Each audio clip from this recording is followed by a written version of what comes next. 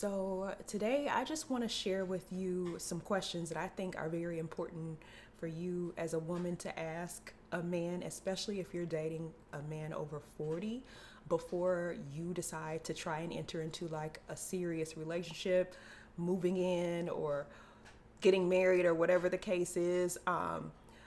Because for me as a nurse, working in healthcare, I have seen the shift over the last 15 years and more, especially in the last 5 years, in the health, especially of men.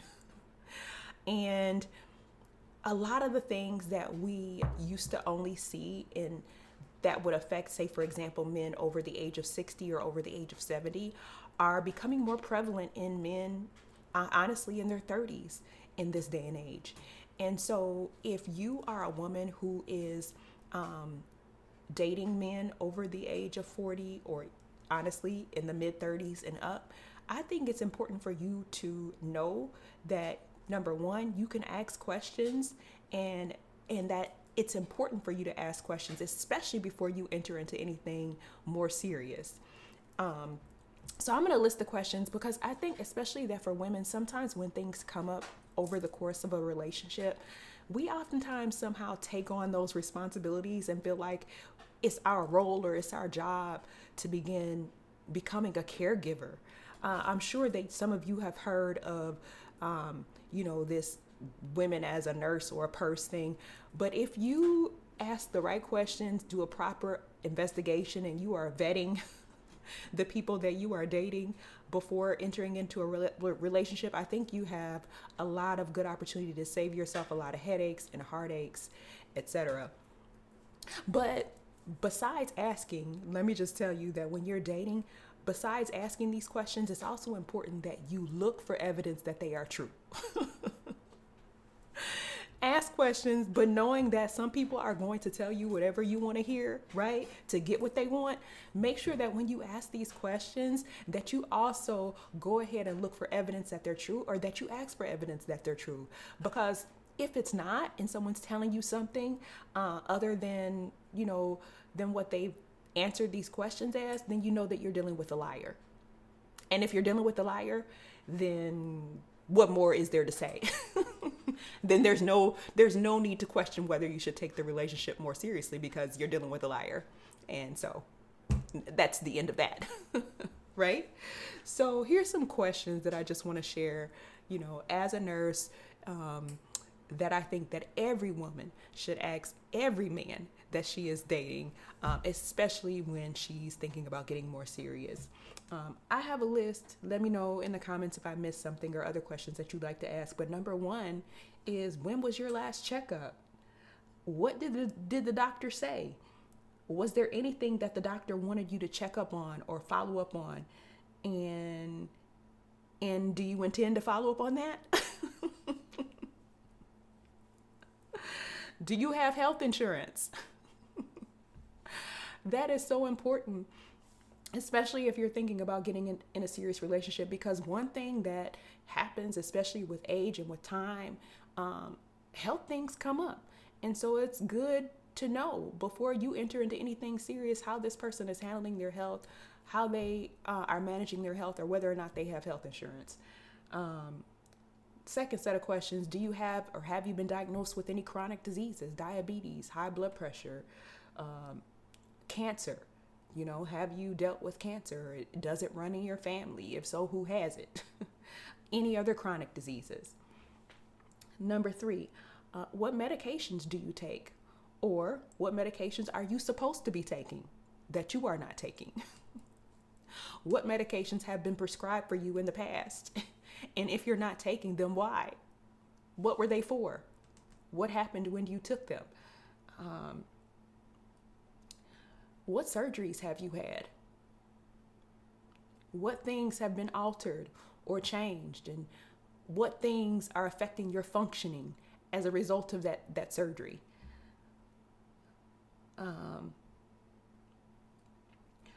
This is one, this is a question that I've had to ask for years as a nurse. And I realize that even in today's age, 2024, some of y'all are still uncomfortable asking this question.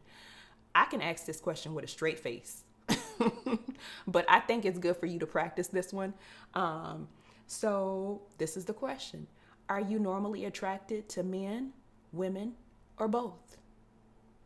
With a straight face. Yes, ask that question.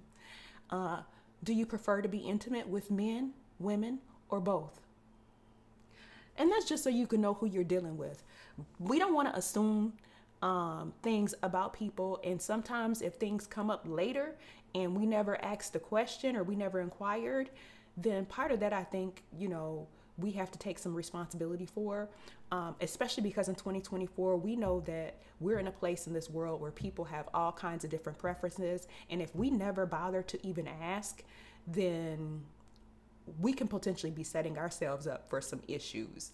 But yeah, definitely ask that question, and allow them the freedom to be honest, because I think sometimes we don't ask that question because some of us are not ready for the truth. We're not prepared to hear the truth to that answer. And so get accustomed to asking it. For me, I'm accustomed to asking it. I have to ask it on a regular basis as a normal part of my job, and so therefore it doesn't throw me. But I would say practice that and do it so that you get comfortable with it, and so that your face doesn't change, or you're not sending off signals that if you get a response that was unexpected, that all of a sudden it's going to affect you in a different way. But definitely you want to have the power to make a choice, that you want to have the opportunity to choose the person that you're with, because if they have been attracted to people in ways that you're not comfortable with, I think that you have a right to know that. You have a right to ask. You have a right for them to tell you the truth, because again, like, if not, they're a liar. They're a liar. The other one, I think, did I already say what medications you take? Yeah, what surgeries, I said that.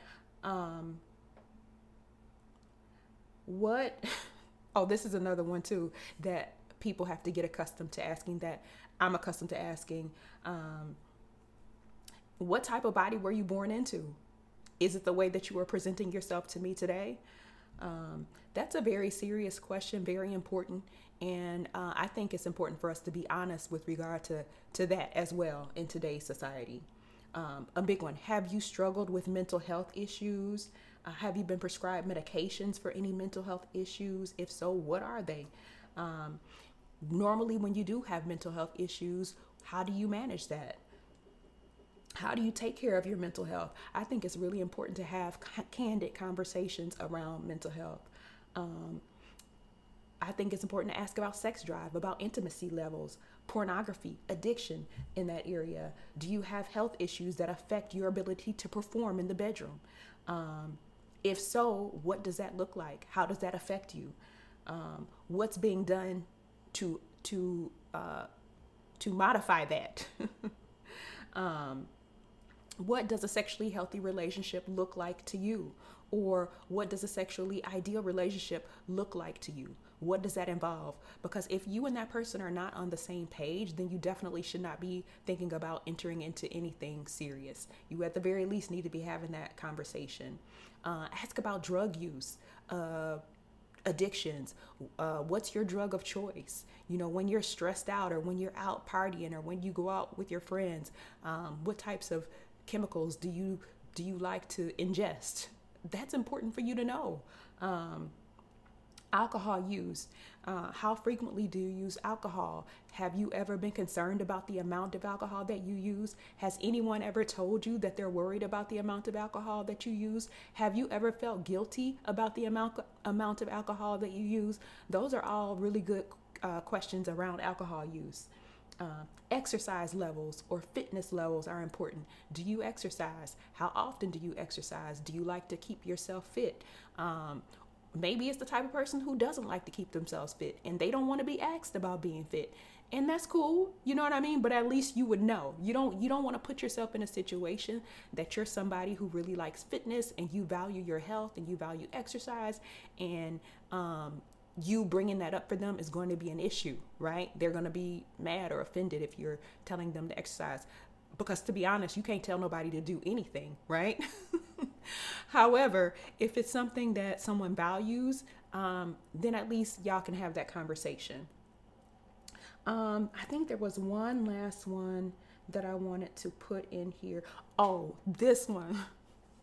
This is a good one, especially if you're thinking about getting serious, like you're thinking about maybe moving together, or you guys are entering into a more longer term connection. Um, this is a big one. And I think a lot of times we don't ask this one. Um, so if we're dating seriously, and this is the question, if we're dating seriously and something were to go wrong with you, who would you be expecting to take care of you? Or who should I call? Who can I call to help you? Because if that person is relying on you, then you should know that, right? It shouldn't really just come up as a surprise in the relationship that when they get sick, that all of a sudden they're expecting you to be their caregiver. If you didn't sign up for that, make sure that you make that clear, and that's cool. Or make an arrangement. Like, who are we calling? Because I just wanted to be clear that I'm not a caregiver. I have things to do in my own life. But I think that sometimes that we as women, we just take on this responsibility of being someone's caregiver as if it's understood that it's our duty, and it's our job. And if that's something that you would love to do because you're just so much in love that that's something that you desire to provide for that person, that's a choice. That's an option. But also know that, if you're entering into a serious relationship, you guys are not married, you don't have kids, especially at this stage. We're talking about people who are older. They may have had a previous wife, they may have kids and things like that, or they may not. But ultimately, at the end of the day, what's most important is that you ask, because one thing we know is that men generally in our age group, as they're getting older, over 40, over 50, over 60, they're more likely to suffer from those chronic health diseases that can become more debilitating. Okay? They can become more debilitated.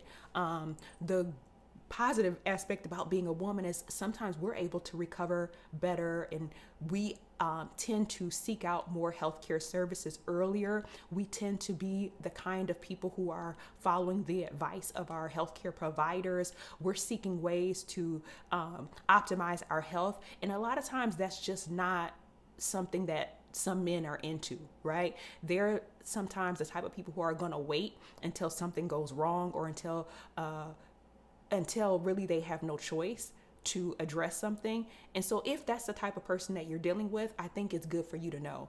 And if that's how they've handled their health for 60 years before you met, then I think it's very important for you to ask that person who is supposed to take care of them if something goes wrong, if they get an injury or an illness and they're going to be incapacitated, because it ain't going to be me. And if it's an option, it's an option.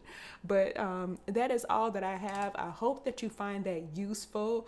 I hope that you ask some questions, that you investigate, but more importantly, again, that you look for the evidence that whatever they tell you, that the answers to these questions are actually what you're seeing with your own eyes, because people will tell you all kinds of things. Trust me, as a nurse, I know, because I get to see inside of the medical records. And unfortunately, sometimes women out here completely oblivious to the things that are happening in their own relationship, up under their own nose.